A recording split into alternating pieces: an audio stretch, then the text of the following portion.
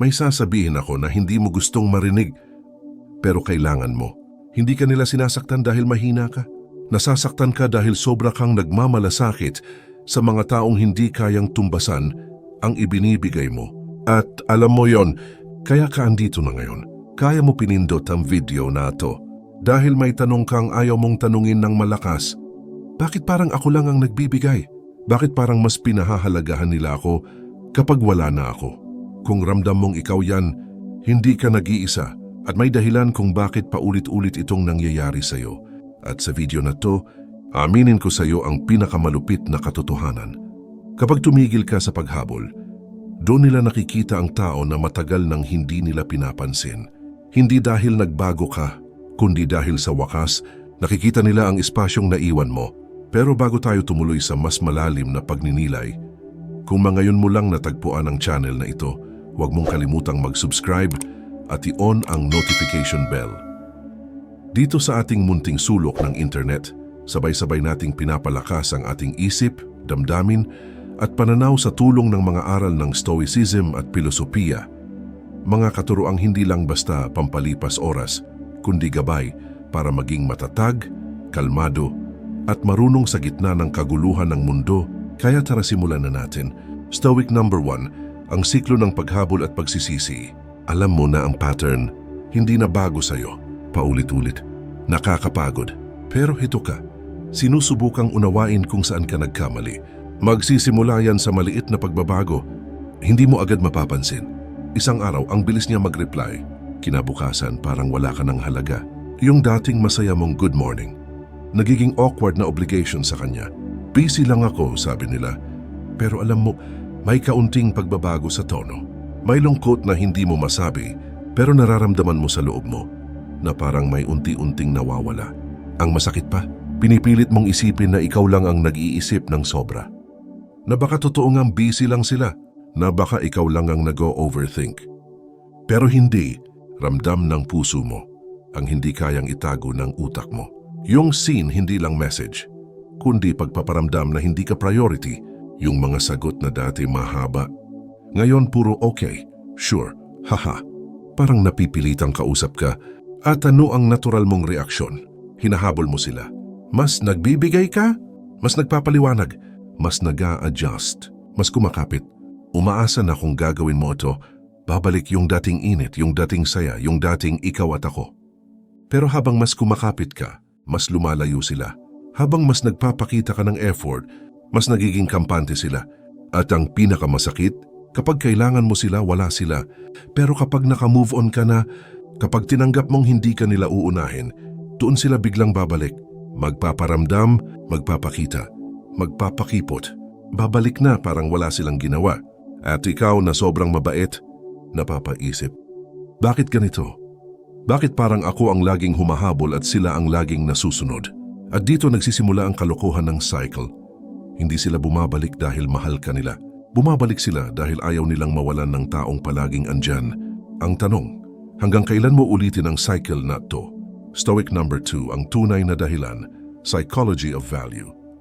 Kung tatanungin mo ang psychology, simple lang ang sagot kung bakit kanila tinitake for granted. Availability kills desire. Habang mas lagi kang nandyan, mas nagiging default setting ka, mas nagiging background noise ka. Hindi dahil hindi ka mahalaga, kundi dahil hindi ka na nila napapansing. Unti-unting nawawala ang sarili mo sa sobrang pagbigay. Ito ang tinatawag na visibility principle. Kapag hindi nawawala, hindi napapansin. Kapag hindi mahirap makuha, hindi pinahahalagahan, katulad ng hangin. Kailangan mo para mabuhay pero hindi mo naman pinahahalagahan hanggang sa mahirapan kang huminga. Ganyan ka sa kanila. At heto ang masakit na katotohanan na gustong itago ng mundo. Ang sobrang kabaitan ay nagiging invisible. Ang sobrang effort nagiging expected. Ang sobrang pagmamahal nagiging ordinaryo. Hindi dahil hindi ka worth it, kundi dahil hindi nila alam kung paano tratuhin ang taong kayang ibigay ang lahat nang hindi humihingi ng kapalit. Kaya sabi ni Nietzsche, what is given easily is valued lightly. Sadya bang mali ang maging mabait? Hindi, pero mali ang maging mabait sa taong hindi marunong tumanggap ng kabaitan. At heto pa, kapag ikaw ang laging nag-a-adjust, sila ang nagiging spoiled. Kapag ikaw ang laging nagre-reach out, sila ang nagiging kampante. Kapag ikaw ang laging sumusuyo, sila ang nagiging superior. Kapag ikaw ang laging humahabol, sila ang nagiging prize. At dito pumapasok ang philosophical twist na hindi alam ng karamihan. Ang tao ay natural na na-attract sa scarcity, hindi sa abundance. Kaya hindi sa dami ng mensahe nasusukat ang halaga mo. Hindi sa pagsuyo, hindi sa paghabol. Ang tunay na lakas, ang tunay na value ay nakikita kapag kaya mong bawiin ang presensya mo. Kaya minsan, hindi ang tanong na bakit nila ako ini-ignore. Ang mas tamang tanong ay, kailan ko ba huling pinahalagahan ang sarili ko? Kapag natutunan mo yon, hindi ka na magiging background noise. Magiging katahimikang hindi nila kayang i-ignore. At sa mundong puno ng ingay, ang katahimikang yon ang pinakamalakas na mensahe. Stoic number 3. Kung bakit mas nagiging malinaw ang lahat kapag ikaw ang lumayo, makinig ka. May mali kang iniisip ng matagal na panahon. Akala mo lumalayo sila dahil may kulang sa'yo. Akala mo may dapat ka pang gawin. Akala mo kung magpapakabait ka pa, mas tatanggapin ka nila. Pero ang hindi mo alam, hindi ka nila nilalayuan dahil kulang ka. Nilalayuan ka nila dahil sobra kang madali. At yan ang hindi mo matanggap. Pero kapag natuto kang umatras, tahimik, walang drama, walang parinig, bigla silang makakaramdam ng bagay na hindi nila kinaya noon. Kawalan, yung espasyo na iniwan mo, biglang lumalaki sa araw-araw. At sa espasyong yun, hindi nila kayang iwasan ang totoo. Kapag hindi mo sila hinabol, mas naririnig nila ang konsensya nila. Mas tumatama ang mga salitang hindi mo sinabi. Mas malinaw nilang nakikita ang dati mong effort. Mas sumasakit ang mga ginawa nilang hindi nila inakala na tatama pala sa'yo.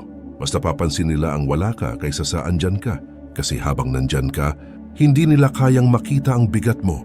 Pero pag wala ka, bigla nilang nararamdaman ang tunog ng katahimikan mo. Ito ang power na hindi alam ng karamihan.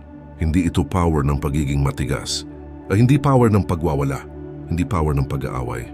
Kundi power ng taong lumalayo ng may dignidad.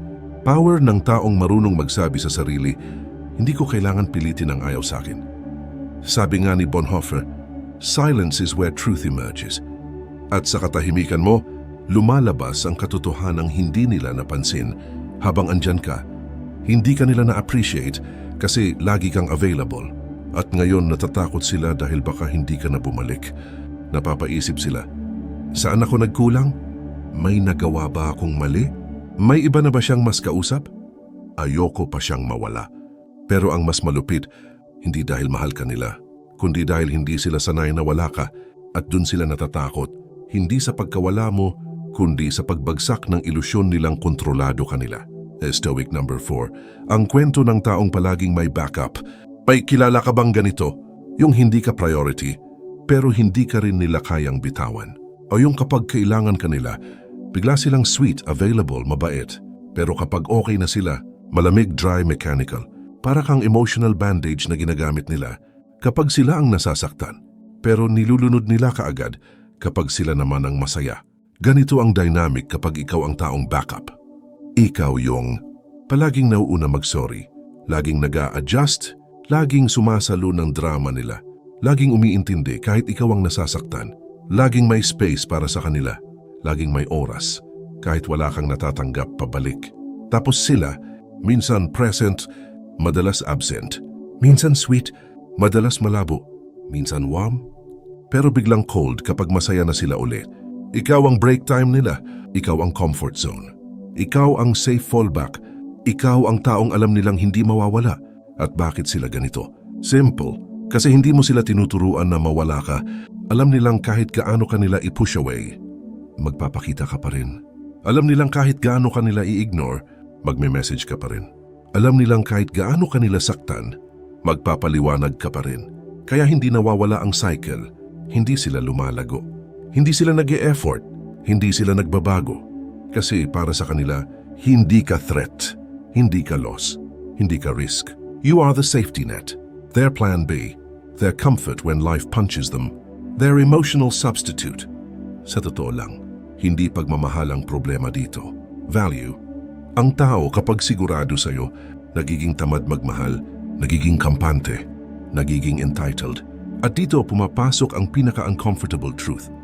Hindi mo sila matuturuan ng halaga. Habang hinahabol mo sila, hindi mo sila mapapaisip habang ikaw ang gumagawa ng lahat. Hindi nila makikita ang value mo habang ikaw ang nagbibigay ng sobra.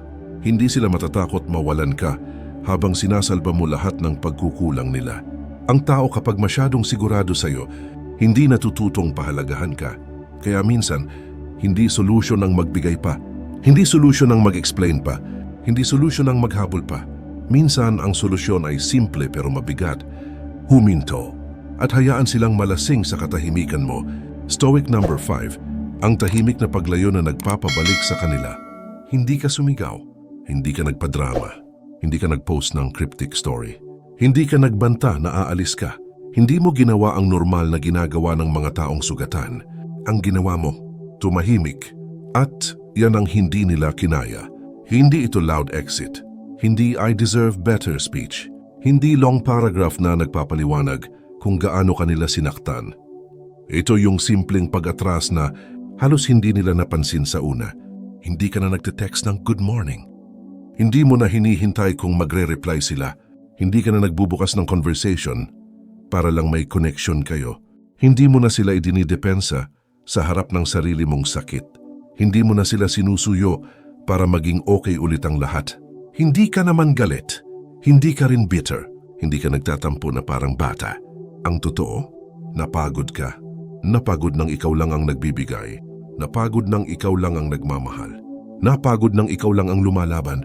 Kaya ka lumayo, hindi para parusahan sila, kundi para iligtas ang sarili mo. At dito nagiging interesting ang lahat. Noong araw na hindi ka nagpakita, hindi nila agad napansin. Pero noong sumunod na araw, may konting tanong na tumama sa kanila. Mukhang tahimik siya ngayon ah. Bakit kaya hindi siya nag-message? May ginawa ba akong mali? Okay pa ba kami? At habang tumatagal ang katahimikan mo, pumapasok ang guilt na matagal na nilang iniiwasan. At doon sila nagsisimulang maghanap ng sagot sa tanong na noon ay hindi nila pinapansin. Bakit parang nawawala siya? Magpaparamdam sila, magtatanong, maglalambing, biglang magiging sweet, magpapakita ng effort na matagal mong hinihintay. Pero ngayon, hindi ka na natutuwa. Hindi ka na kinikilig. Hindi ka na nabebenta sa crumbs of affection. Kasi ngayon, kilala mo na ang sarili mo. At may tanong kang hindi mo kayang takasan, kung kailangan ko pang mawala para lang pansinin mo ako, anong klaseng pagmamahal iyon? At sa sandaling yon, nagsisimula ang pinakamalaking shift sa buhay mo. Ang pagmamahal mo, hindi na nakabase sa presensya nila. Ang worth mo, hindi na nakatali sa validation nila. Ang paglayo mo, hindi para sila bumalik, kundi para makita mo kung sino ang totoo. Sino ang mamimiss ka? Sino ang hindi mapapakali? Sino ang pipiliin kang habulin kahit wala ka na? At mas mahalaga, sino ang hindi man lang maghahanap? Dahil minsan, ang katahimikan mo ang pinakamatinding tanong na maaring itanong ng puso mo. At ang reaksyon nila, ang pinakamalupit na sagot. Stoic number 6. Ang Stoic view, detachment ay hindi pagtatapos. Marami ang nagkakamali ng interpretasyon. Akala nila kapag lumalayo ka, sumusuko ka. Akala nila ang detachment ay pag-give up. Akala nila hindi ka lumalaban. Pero sabi ni Seneca, he who seeks peace must detach from the things that disturb it. Hindi ito pagtakas. Hindi ito pagtalikod. Hindi ito cowardice. Detachment is mastery. Detachment is discipline. Detachment is choosing what deserves space in your soul. At sa panahong ito, napagtanto mo na hindi mo kontrolado ang actions nila. Pero kontrolado mo ang sarili mo. Kaya mo nang sabihin sa sarili, hindi ko na ayusin ang bagay na sila ang sumira. Hindi ko na sasalo ang problema nilang hindi naman ako ang may gawa. Hindi ko napapasanin ang emosyon nilang hindi nila kayang hawakan. Hindi ko na ipipilit ang sarili ko sa pinto na ayaw nang bumukas. Detachment is not about walking away from people. It's about walking away from the version of yourself na palaging nagmamakaawa. Ito yung proseso ng pagputol ng invisible chains, pagbawas ng emotional load, pagbibigay laya sa sarili, pag-alis sa cycle na matagal nang nananakaw ng kapayapaan mo at hindi madali ito. Kasi ang detachment ay hindi ginagawa kapag hindi mo na mahal ang tao. Ginagawa mo ito kahit mahal mo pa, kaya mas masakit. kaya mas mabigat, kaya mas malalim ang sugat na iiwan. Pero sa Stoicism, ang tunay na lakas ay hindi nakikita sa pananatili sa gulo, kundi sa kakayahang iwan ang gulong hindi na para sa'yo. Detachment is not rejection, it is redirection.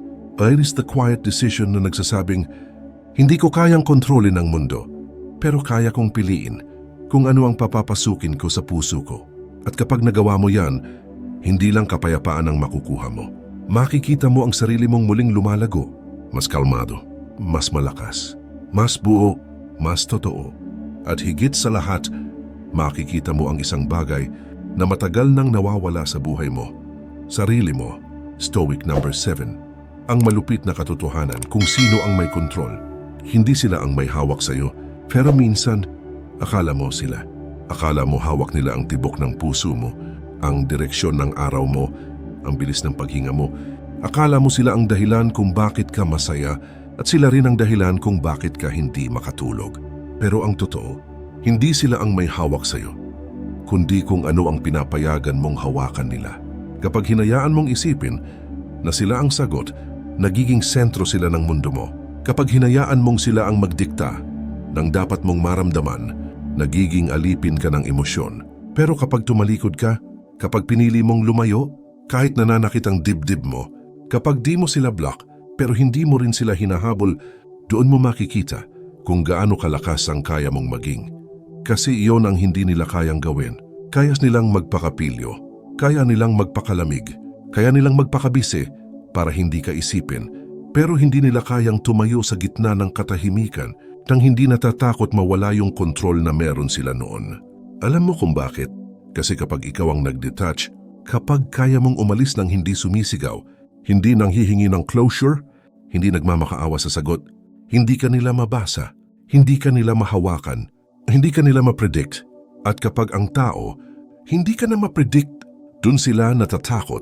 Dahil ang kontrol ay hindi lang nasa kamay, nasa takot mo ring mawala sila. Pero kung natutunan mong mawala ng hindi natitinag, kung natutunan mong mag-walk away kahit nanginginig ka sa loob, kung natutunan mong magmahal nang hindi kinakadena ang sarili mo, doon ka nagiging malaya, doon sila natataranta. Doon nagiging ikaw ang may hawak ng sitwasyon, kaya sila biglang bumabalik. Hindi dahil nagbago sila, hindi dahil bigla kang naging mas lovable, hindi dahil na-realize nila ang worth mo, kahit totoo naman iyon, kundi dahil bigla mo silang hindi maabot. At ang hindi maabot ay mas nakakatakot kaysa sa pagkawala. Stoic number 8. Pagkatapos ng lahat, ano na? Ito ang mahalagang tanong na hindi mo matatakasan. Ano ang gagawin mo kapag bumalik sila? Tatanggapin mo ba sila? O pipiliin mo bang panatilihin ang bagong katahimikan na itinayo mo? Babalik ka ba sa dati? O pipiliin mong maglakad sa bagong daan na mas payapa? Hindi ako magbibigay ng sagot. Hindi dahil hindi ko kayang sagutin, kundi dahil ikaw lang ang nakakaalam ng lahat ng luha, lahat ng gabi na naghintay ka, lahat ng oras na nagduda ka sa sarili mo. Pero may isang bagay akong sigurado. Kapag kaya mong tumigil sa paghabol, ibig sabihin kaya mo nang pumili. At ang taong may kakayahang pumili ay hindi na alipin ng validation, hindi na prisoner ng emotions. Hindi na takot maiwan dahil alam niyang kaya niyang tumayo mag-isa. Hindi mo kailangang maging cold para maging malakas. Hindi mo kailangang magpanggap na wala kang pakialam. Hindi mo kailangang magmukhang bato para masabing matatag ka. Ang tunay na lakas ay tahimik, hindi maingay. Hindi nagyayabang, hindi nagpo-post ng moving on era. Ang tunay na lakas ay yung kaya mong magpatawad nang hindi bumabalik, kaya mong magmahal, nang hindi kinakain ng attachment, kaya mong lumayo kahit may parti sa iyong umaasa pa. Dahil minsan, ang pinakamatapang na pagmamahal ay yung ibinibigay mo sa sarili mo kapag wala ng ibang nagbibigay. At doon nagsisimula ang bago mong mundo, hindi sa pagiging cold, hindi sa pagiging malupit, hindi sa pagiging untouchable, kundi sa pagiging taong marunong pumili ng kapayapaan kahit may halong sakit at marunong maglakad palayo nang may dignidad at katahimikan. At kapag naranasan mo na yun, hindi mo nagugustuhing bumalik sa dati. Kung umabot ka sa puntong ito, may isang katotohanang hindi mo na kayang itanggi. Nagbago ka na. Hindi dahil naging bato ka, hindi dahil nagpakalayo-layo ka, kundi dahil natutunan mong makita ang sarili mo nang hindi nakadepende sa kung sino ang nananatili o umaalis. At kung may isang bagay na gustong ipauwi ng Stoicism sa'yo, ito iyon. Ang kapayapaan ay hindi ibinibigay. Pinipili iyon araw-araw. Kahit mahirap, kahit may kumakalabit na alaala, kahit may boses na nagsasabing, balikan mo na lang. Pero narito ka ngayon, mas matatag, mas mulat, mas payapa kaysa dati. At sana huwag mong kalimutan to. Ang hindi mo na hinahabol, hindi na kayang sumira sa'yo. Kaya kung may parte ng kwentong to na tumama sa'yo, kung may linya dito na parang ikaw ang kinakausap, o kung may sandali na napaisip ka, na-realize mo, o parang may maliwanag na kumabit sa puso mo, ibig sabihin handa ka na. Handa ka nang pumili ng katahimikan kaysa kaguluhan. Handa ka nang piliin ang sarili mo. Kung nakarelate ka sa video na ito, kung naramdaman mong may binuksan itong parte ng pagkatao mo na matagal mo nang hindi tinitingnan, huwag mong hayaang dito lang matapos. I-like mo na itong video para mas marami pang tao ang makakita ng mensaheng kailangan nilang marinig. Mag-subscribe ka kung gusto mo pa ng ganitong malalim, madilim, at makatotohanang usapan tungkol sa buhay, isip, at Stoicism. At i-on mo ang notification bell para sabay tayong lumago, lumakas, at maging mas payapa araw-araw. At bago ka umalis, tandaan mo, sa mundong puno ng ingay, ang taong marunong pumili ng katahimikan, ang tunay na pinakamalakas. Maraming salamat sa panonood at magkita tayo sa susunod na video.